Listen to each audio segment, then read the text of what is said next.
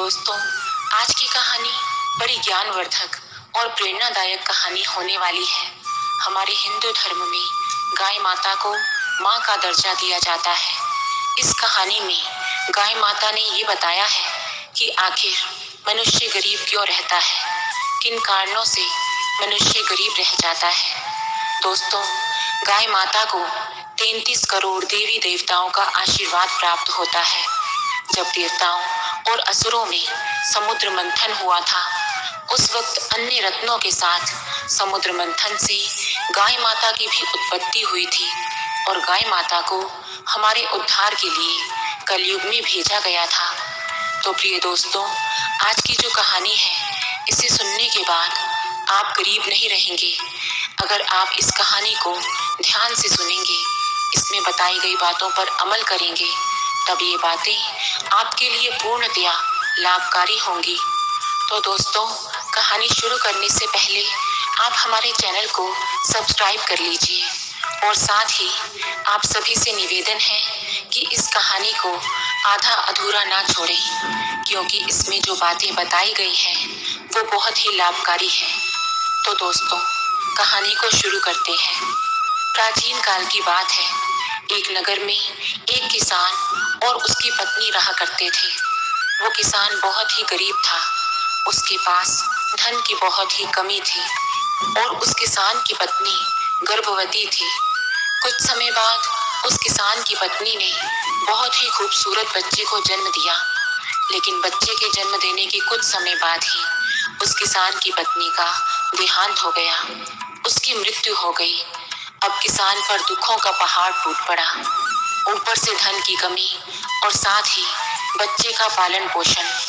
पत्नी नहीं है, इस वजह से उसे बहुत परेशानी होने लगी। अब वो छोटा सा बालक जो था, उसे भूख प्यास लगती, लेकिन किसान के पास कोई दूध का साधन नहीं था। उस बच्चे की माँ भी मर चुकी थी और उस किसान के पास कोई गाय नहीं थी कि उसका दूध पिलाकर बच्चे का पालन पोषण कर सके। वो बच्चा मारे भूख के रोता चिल्लाता, तो किसान चावल पकाकर चावल का पानी निकालकर बच्चे को दे दिया करता। अब इससे बच्चे की भूख तो शांत नहीं होगी, उसे तो दूध ही चाहिए था।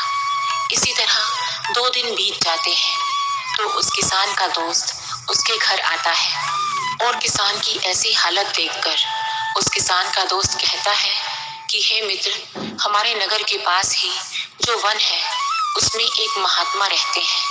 उनके पास एक गाय है।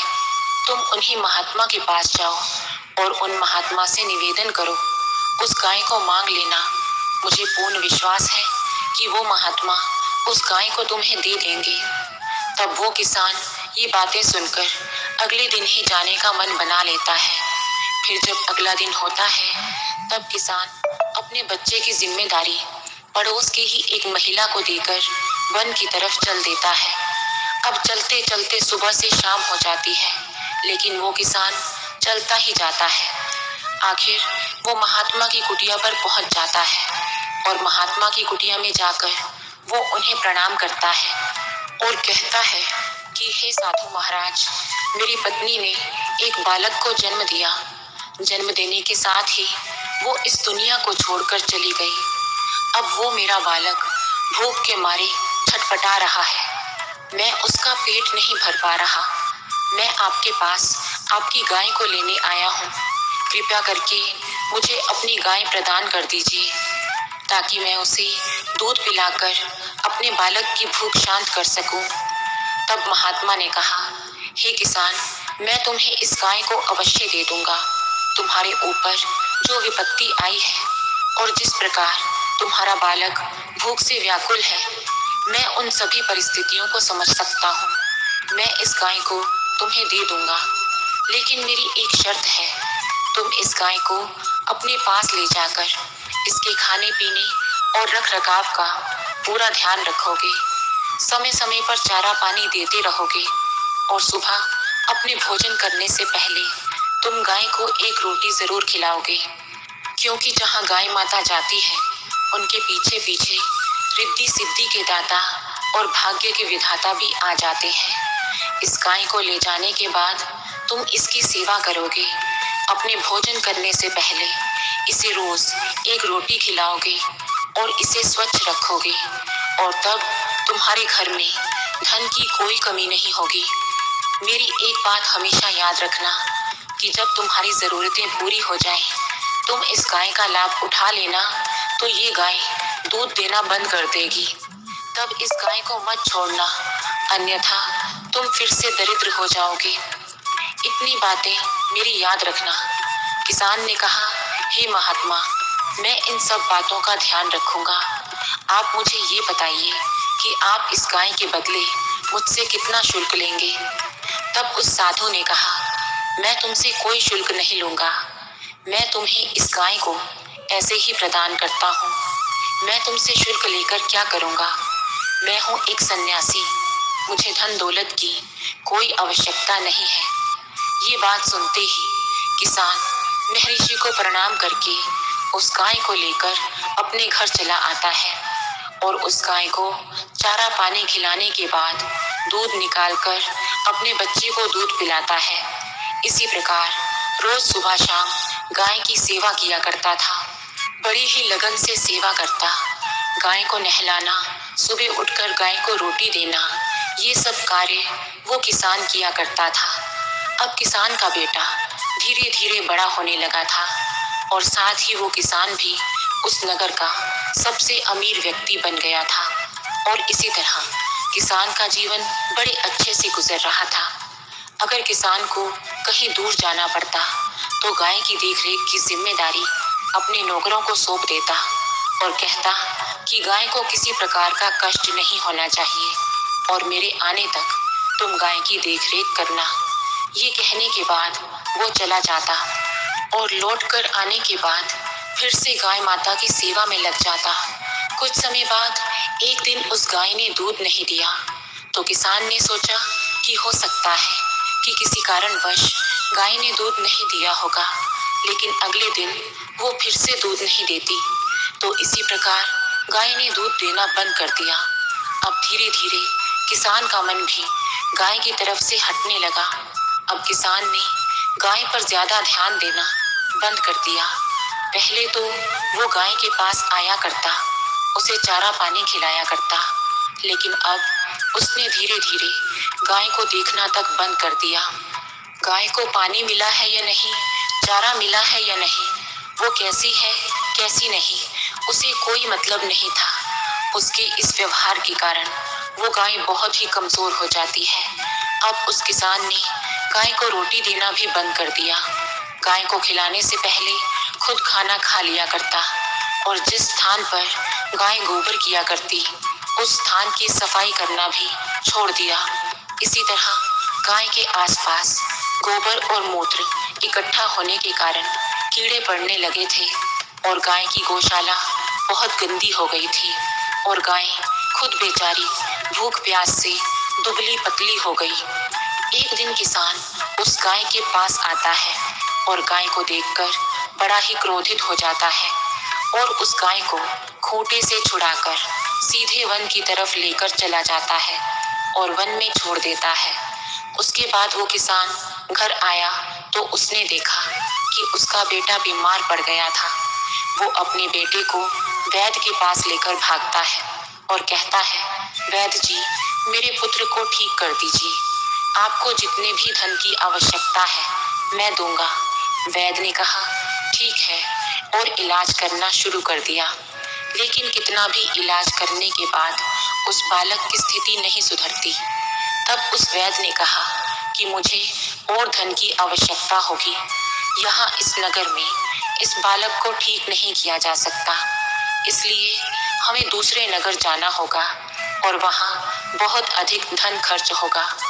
किसान ने कहा, मेरे पास जितना धन था मैंने अपने बालक की दवाइयों पर सब लगा दिया, इसके उपचार में लगा दिया। अब मेरा घर बचा है। तो किसान ने अपने बालक के उपचार के लिए अपना घर भी बेच दिया, और उस घर को बेचकर जो पैसा मिला उस पैसे से उस बालक का इलाज करवाया। कुछ समय बाद किसान का बेटा स्वस्थ हो जाता है, और फिर किसान अपने बेटे को लेकर वापस अपने नगर में आ जाता है। वो जब वापस आता है तो उसका घर नहीं रहता। वो अपने बेटे को लेकर पुरानी झोपड़ी में चला जाता है और वहीं पर फूट फूट कर रोने लगता है। किसान सोचता है कि ये सब मेरी ही गलती के कारण हुआ। मैंने ही महात्मा की बातों पर ध्यान नहीं दिया, गोमाता पर अत्याचार किया, उनकी देखरेख नहीं की, उनके भोजन पानी की व्यवस्था नहीं की। इसी कारण मेरे साथ ऐसा हुआ। ये सोचकर वो किसान रोने लगता है। फिर अपनी गाय को ढूंढने के लिए निकल पड़ता है। वन में कुछ देर चलने के बाद उसे अपनी वही गाय दिखाई देती है जिसे उसने छोड़ा था। अब गाय के पास जाने के बाद किसान अपनी गाय के पैरों में गिरकर माफी मांगने लगता है और विनती करने लगता है, गिड़गिड़ाने लगता है कि हे गाय माता, मैं आपका अपराधी हूँ। मैं आपका ख्याल नहीं रख सका, आपको खूंटे से बांधकर चारे पानी के लिए तरसा दिया, आपके स्थान से मल मूत्र साफ नहीं किया, वहाँ कीड़े पड़ गए। मेरी ही गलती के कारण आप हड्डियों का ढांचा बन गई हैं। हे गौ माता, आप मुझे माफ कर दीजिए और मेरे साथ चलिए। तब गौ माता ने कहा कि हे किसान, अगर ऐसी बात है तो तू मेरी हमेशा ये 3 बातें याद रखना। मैं तुम्हें ऐसी 3 बातें बताती हूँ जिन्हें तुम हमेशा अमल करोगे तो तुम्हारी जिंदगी में कभी भी धन की कमी नहीं होगी और तुम अपने जीवन में उन्नति करोगे, आगे बढ़ोगे। पहली बात, अपने मित्र और अन्य किसी व्यक्ति के साथ छल मत करना, क्योंकि जो व्यक्ति अपने मित्र और किसी अन्य व्यक्ति के साथ छल करता है, धोखा करता है, वो जिंदगी में कभी सुखी नहीं रहता, वो जीवन भर दुखी रहता है। और जो किसी और का पेट काट कर खाता है, वो जीवन भर भूखा ही रहता है, उसका खुद का पेट नहीं भरता।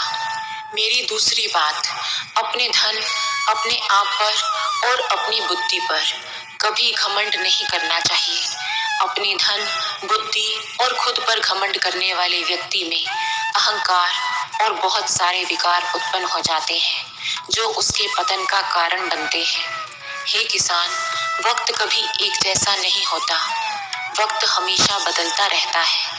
तुम अपने आप पर और अपने धन पर घमंड करते हो, ये तुम्हारी बहुत बड़ी भूल है, तुम्हारी बहुत बड़ी कमी है, क्योंकि कल क्या हो जाए कोई नहीं जानता।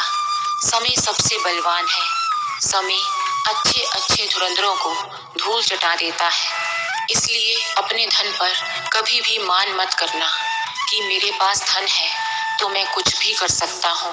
धन के साथ तुम्हारे अंदर अहंकार भी आ जाएगा और वही अहंकार तुम्हारे पतन का कारण बनेगा, तुम्हारे सोचने समझने की क्षमता को नष्ट कर देगा। मेरी तीसरी बात, अपने घर की कोई भी सलाह किसी भी बाहरी व्यक्ति से नहीं लेनी चाहिए। अगर घर में आपके बड़े माता पिता मौजूद हैं तो उनकी मौजूदगी में आप उन्हें नजरअंदाज करके किसी और से सलाह लेते हैं तो भी आपका काम सफल नहीं होगा। वो व्यक्ति आपके काम को बढ़ाने की बजाय आपके काम को बिगाड़ने में लगा रहेगा, आपको सही राय नहीं देगा। इसलिए अपने बड़ों और अपने माता पिता से किसी भी कार्य के बारे में सलाह मशवरा जरूर करें। इन सारी बातों को अमल करोगे तो तुम अपने जीवन में उन्नति करोगे। किसान ने गौ माता की सारी बातों को बड़े ध्यान से सुना और कहा, माँ, मैं आपकी सारी बातें मानूंगा, लेकिन कृपया आप हमारे साथ चलिए। तब माता ने उस किसान को क्षमा कर दिया और क्षमा करके उस किसान के साथ चली गई। अब किसान गौ माता की खूब सेवा करने लगा। सेवा पाकर गाय माता फिर से अच्छी हो जाती है और उस किसान का घर धीरे धीरे अन्न धन से भरने लगता है, वो फिर से धनवान होने लगता है। तो दोस्तों, इस कहानी में आपने देखा कि गौ माता का अनादर करने से कितना बड़ा पाप चढ़ता है। कहा गया है कि जो मनुष्य गौ माता को अपना जूठन खिलाता है उसके घर में बरकत नहीं होती। वो तो सोचता है कि मैं गौ माता को खूब चारा पानी देता हूँ, फिर भी मैं गरीब क्यों हूँ। तो दोस्तों, शास्त्रों में कहा गया है कि गौ माता को 33 करोड़ देवी देवताओं का आशीर्वाद प्राप्त है। गौ माता एक देवी का रूप है, इसलिए गौ माता का अपमान न करें, उसे जूठन न खिलाएं। देखा जाता है कि जो लोग सुबह शाम का भोजन करते हैं तो उसका जूठन किसी पात्र में रख देते हैं। जूठन को गाय माता के चारे में मिलाकर खिला देते हैं, तो ऐसा नहीं करना चाहिए। हमें अपने जूठन को गाय माता को नहीं खिलाना चाहिए,